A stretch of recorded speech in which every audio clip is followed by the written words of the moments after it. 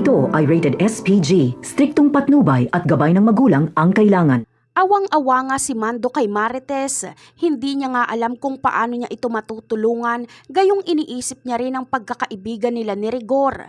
Kaya para hindi mag-alala sila Aling Tinding sa kalagayan ni Marites, ay ipinangako niya nga dito na siya ang bahala kay Marites habang nasa loob ito ng kulungan.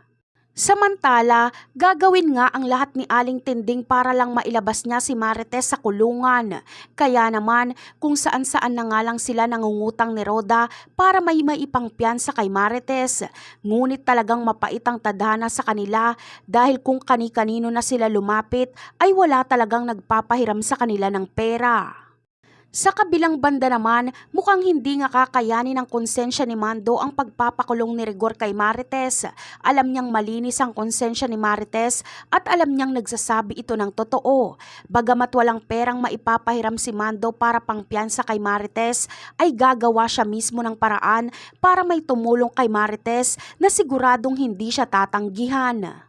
Ito ay walang iba kundi si Ramon dahil alam na ni Mando na buhay si Ramon ay tatawagan niya ito para sabihin ngayon ang kalagayan ni Marites.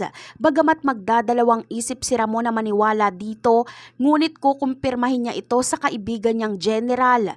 At pag malaman nga ni Ramon na nakakulong nga si Marites ay hindi siya mag-aaksaya ng panahon at gagawin niya ang lahat ng paraan para makalabas ito. At yan ang aabangan natin sa susunod na episode. Bye!